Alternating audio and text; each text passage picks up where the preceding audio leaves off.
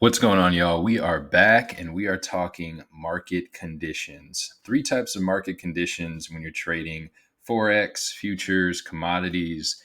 Any financial instrument is going to have the same three market conditions. That is range, uptrend, and downtrend. Okay, write that down. Range, uptrend, and downtrend. Okay, when price is stuck in a range, in short, that means that the value of the currency, of one currency, if you're trading currency pairs, is essentially the same value as the opposite currency pair. They're fighting it out. There is no clear winner. If you're in an uptrend, then the value of one is steadily appreciating against the other. If you're in a downtrend, then the value of one is decreasing in value against the other.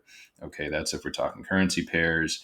Same principle applies if you're trading indices, oil, all that. Basically, it's about value appreciating or depreciating or just relatively staying the same. If you're like me, when I first started out trading, I heard these terms all the time. Make sure you know which market conditions you're in, market conditions, blah, blah, blah. It was like buzzwords. A lot of people were saying it. A lot of people did not know how to actually profit when they were in various market conditions. So this video, I'm going to show you some examples of actual setups in these market conditions, how to enter the market, how to exit, and basically the types of price action that you should be looking for to alert you to what you are trading. Okay, so first up, we're on gold US dollar. Okay, I'm on TradingView, by the way. This is my charting software of choice. It's just smooth. It's easy on the eyes. I like TradingView. Okay, but feel free to chart on whichever you like.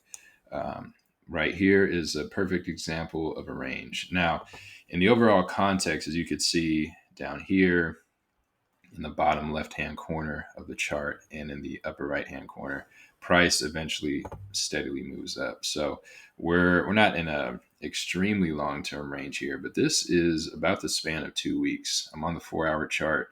So it starts in April, about mid-April on the 15th. Price finally breaks out on May 6th. So about 2.5 weeks of just range trading. Okay. I would say this: don't let anybody talk you into believing that you can't make money in a range market. It's actually very easy to make money in a range market. Okay, so here's how we do that. Price enters the range. Okay, we have fresh demand created at this level. So that's why we have this marked off. Okay, price comes up. We have supply created once sellers take the price back down. So that's why we have this level marked off. All right. So after this candle, we see, all right, sellers are in the market in this area. So we're going to mark this off. All right. So the next time price gets to here, we're on high alert. It's either going to break through or it's going to be rejected. All right. So price comes back. We zoom in and we see these two candles right here. So these are rejection candles. These are not high momentum candles. This indicates indecision, meaning that there's probably not enough buyers in the market to take price higher past this zone. All right, we get another bearish indecision, and then we finally get some momentum. So this would be your first sell right here. Okay, so we already know based off of prior price action, sellers are in this area. We have some indecision here. We're taking the sell. We're writing it down. Okay. Before that, though, this would be your first buy right here. Like we saw earlier, price had created a demand zone. All right. So we're going to extend this out into the future. So we know after the sellers have rejected, when price comes back down, we're looking to buy. Okay. We're looking to buy. So we have our pending orders here, sell orders here. The good thing about a ranging market is after about 2 or 3 touches, it's obvious that you're in a range. So you can get a little bit more aggressive with your entries. All right. So now price makes its way back up into the zone. Okay. We get some action in here. If we zoom in onto the 30-minute, I'm sure you'll see a couple double tops, some wicks, and we finally get a huge bearish engulfing. Okay. Obviously, you want to get in a little bit earlier. You don't want to get in after this candle closes on the 4-hour chart. All right. So that would be your second sell entry.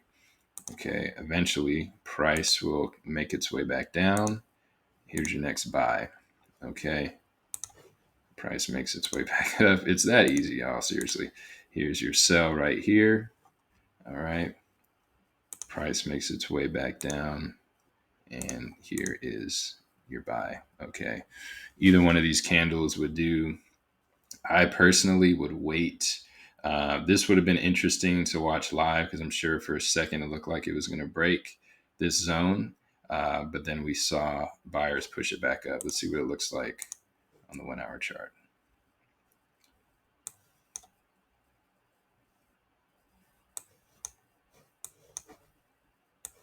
Go way back here.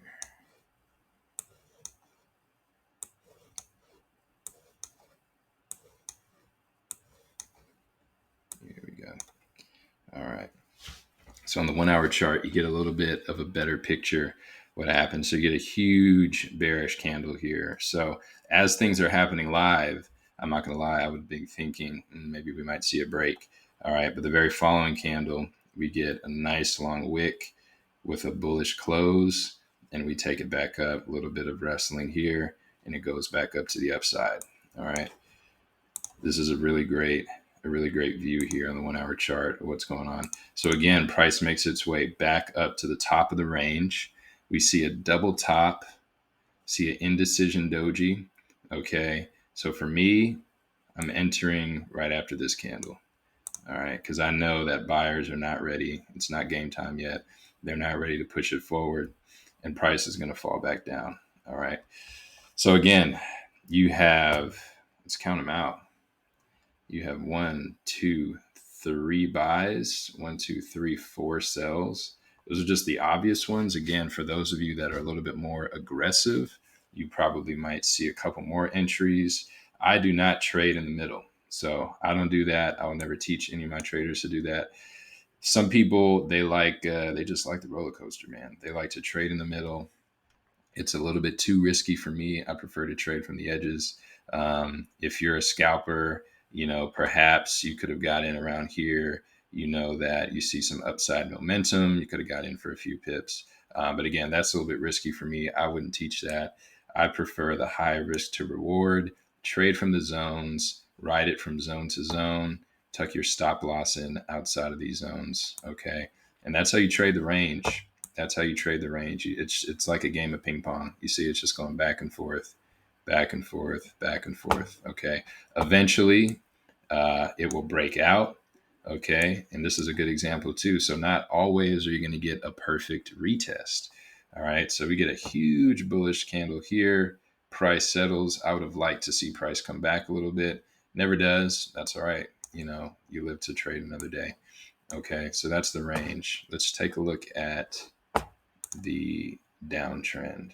I'm going back to the 4 hour. All right.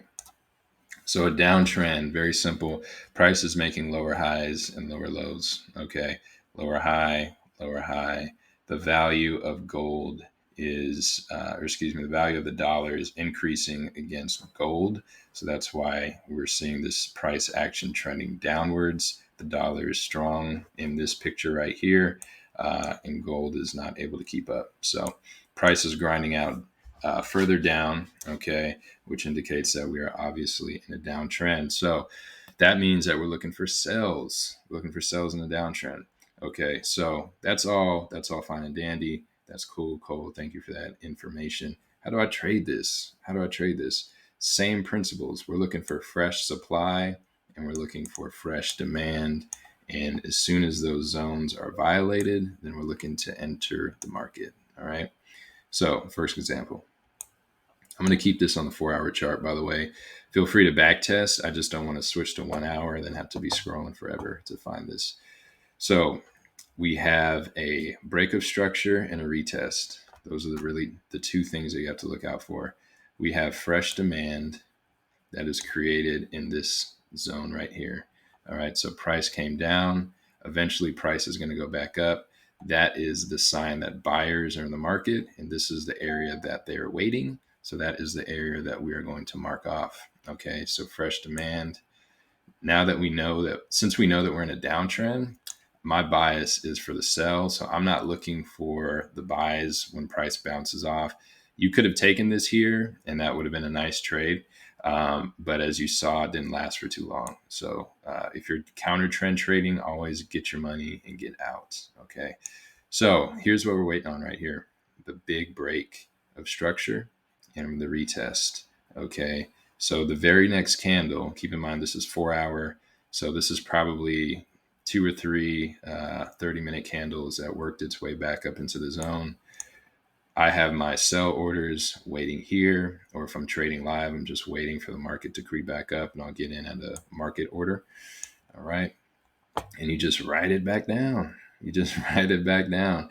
Okay. So let's see. Eventually, right, because the market always corrects itself, eventually there will be a correction and the buyers are going to tip their hand at to where they're hiding at. So this is where they're hiding at. So we mark off this demand zone. They take price back up. That's cool. Good for them. Okay. And again, this level is still being respected. Okay. So I would have another sell, maybe two or three waiting in this zone. You take it down. Okay. Now this zone is already marked off from this previous demand that was created. So we know that eventually, if the downtrend continues, this is going to get broken and retested. And what do you know? Break, a nice clean retest on the very next candle. Here's your sell order, sell limit if you're setting a pending order, or you just get in at market if you're trading live, and you just ride this all the way down. You could keep doing this. I didn't mark it off because I think by this time it's pretty clear how the market works. Okay. Left this trend line in here. Get that out of there. All right. But that is how you trade market structure in the downtrend. Okay. You are marking off your supply and demand as the market unfolds. That's why I said in the previous video, you have to make sure that you're checking your charts every day or every other day, because new supply and new demand is being created on a daily basis. So you want to make sure you're trading from the freshest levels. Okay.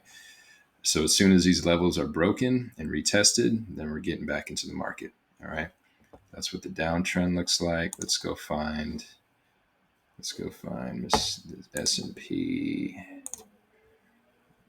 Marked off an uptrend example in here somewhere. There we go. All right, S&P 500. This is one of my favorites. Like I said earlier, good thing about indices is they trend very nicely, especially the S&P. Okay, so we're doing the same thing, only in an uptrend. It's going to be opposite. Okay, so price corrected. We had a nice bullish move up here. So as I'm seeing this play out, I'm just waiting for a good correction. All right, I'm waiting for the sellers to show me where they're hiding at in the market, and I'm going to mark that area off on my chart. So finally, we get a pullback. This is where the sellers are at. So we're marking that off. Excuse me. As soon as this gets broken, we're waiting for the retest and we're taking the price and we're riding the wave up. So we don't, unlike the gold example, we don't see a really, nice bearish candle coming back. What we see here is a wick.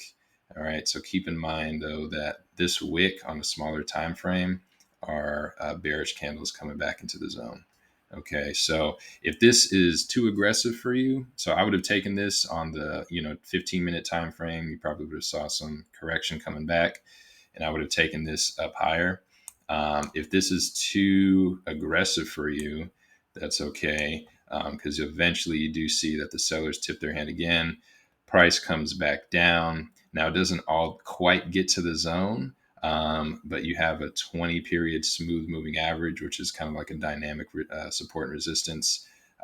So you could have taken another buy around here. Okay.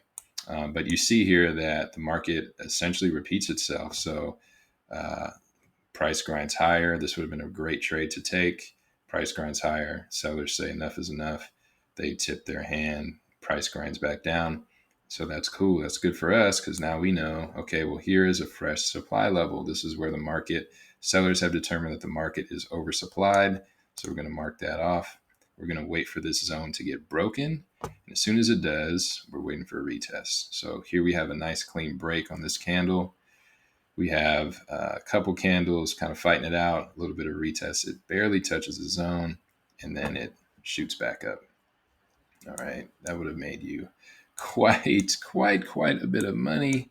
All right, and then last example in the uptrend, we have a little bit longer, takes to develop to break. All right, but we have fresh supply here.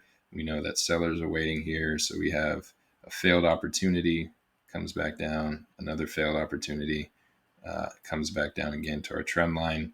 Again, I don't use trend lines a lot, but this is an obvious trend, like I said earlier on. So you want to mark off the obvious ones to use as confirmation in addition to what I'm teaching you here. Eventually, we get a nice break. All right. So again, you could have traded, you could have taken this wick here. We're on the 1 hour chart. So I probably would have waited until I get a little bit something more solid, especially since this has been rejecting the buyers quite a bit.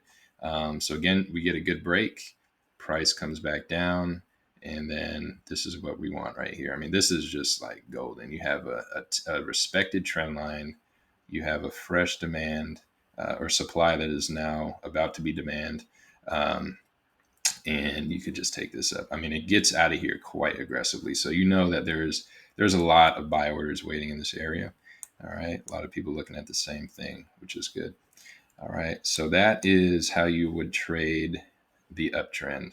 All right. Structure, break, and retest.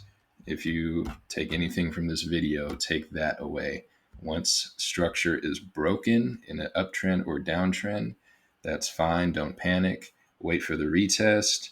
Have your pending orders ready and get in and ride the wave. Same thing with the range. I'm going to go back to the range because that was the first thing we looked at in case anybody forgot. Same thing with the range. Okay.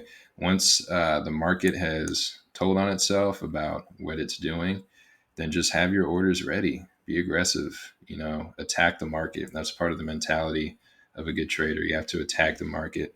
Okay. Don't be afraid to take good trades when they present themselves. All right. So thanks for tuning in. 3 types of market conditions. Stay tuned for the next video.